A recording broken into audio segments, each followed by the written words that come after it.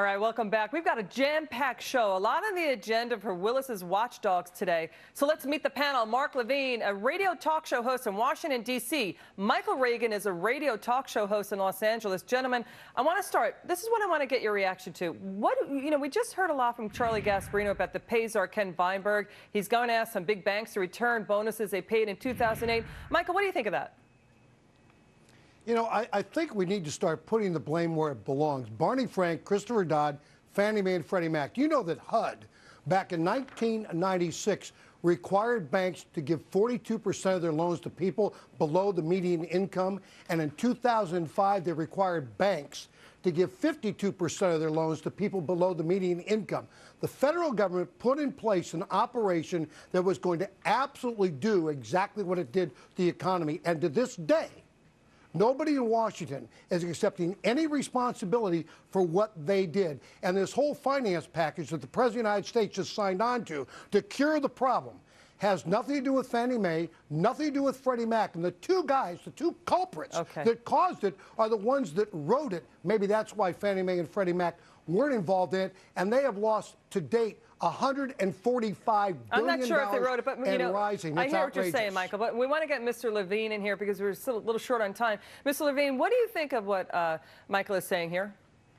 Well, first of all, stop attacking my former boss, Barney Frank. Let me tell you something, Michael. You mentioned what happened in 05 and 06. I seem to recall at that time Bush was president and the Republicans controlled the Congress. In fact, I know for a fact that Barney Frank, as soon as he got in power within months, passed a bill out of his committee to regulate Fannie Mae and Freddie Mac, and the Bush administration opposed it. So please don't attack Democrats for that. On your issue, though, for Ken Feinberg, I do want to say real quick, though, to go to the issue that was first raised with Ken Feinberg. I think he's a great man. I think he's absolutely right. And we've got to stop this practice in corporate America of paying people hundreds of millions of dollars to fail. Frankly, I could lose billions of dollars, and you only have to pay me $5 million to do it. All right, gang, we got to move on to the next topic. President Obama is calling on federal workers to cut down on travel and commuting. This is all part of his plan to reduce greenhouse gases produced by the government. Mark, what do you make of that? I think it's absolutely the right thing to do. Look, you've got to put your money where your mouth is. The federal government is concerned. They should be. We have massive global warming. The Arctic ice is melting. And, you know, we've got record rains in Nashville, record snows in Washington, record heat here. Right, the government needs to do the right thing. Michael, I'm wondering, when is the Congress going to put a cap and trade on the gaseous rhetoric coming out of D.C. or cap and trade on, you know, government employees and their cars or on the Garden State Parkway, you know, or any highway or forest fires in California?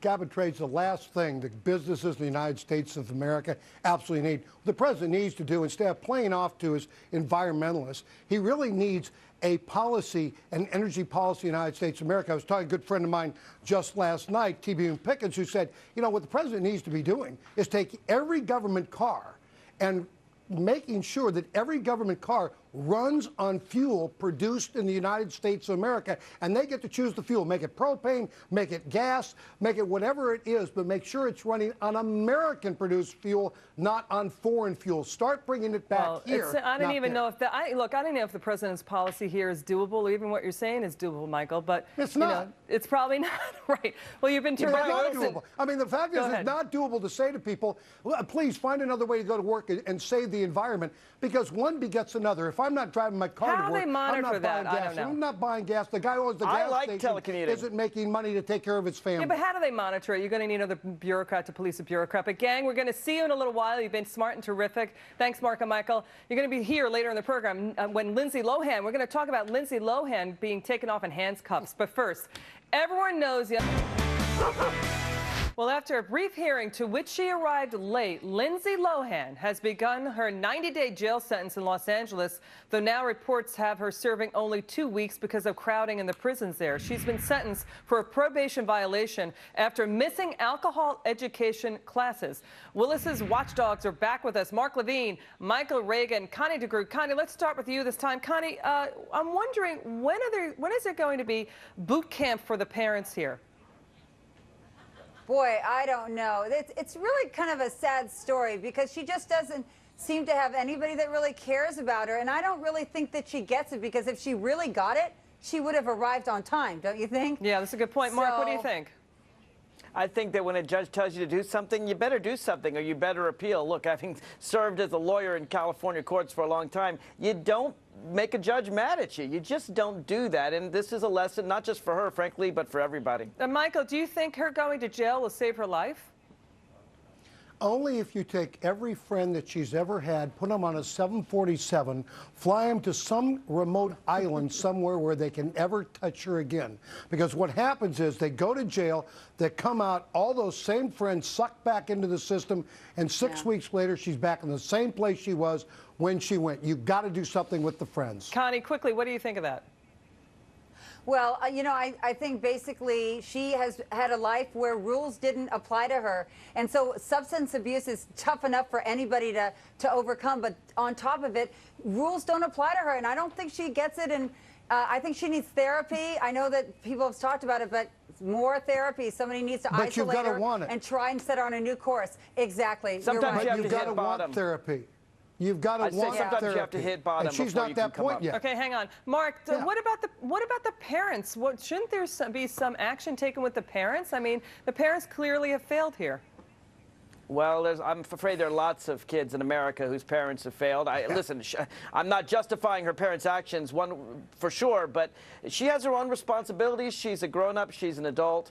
And like I said, sometimes you have to hit bottom before you can come up. All right, now take a look at the next one. That's why people should have 2 children, so the parents don't always get the blame when one goes bad. Okay, well, I'm not so sure about that, but that was an interesting take on it, Michael. Thank you for that always input there. blame the parents. It's always blame. It's the parents' fault. Hollywood is full of kids who are stars who get treated like stars, like football players or baseball players, treated like angels from birth. And it's everybody's fault, not just the parents. All right, we got to move on. Today, Playboy launching a website it swears will be safe to browse while at work. Now, the smokingjacket.com will contain none of the nudity that makes Playboy.com not appropriate for lunchtime browsing. And remember these headlines. Maybe regulation, will happen again here. So, Michael, here's the deal. The SEC was found to be, one accountant was found to be accessing porn sites 16,000 times, a total of 18,000 times, 18,000 hits at the SEC with the workers there. Why they should have been looking at Madoff. Maybe they'll install this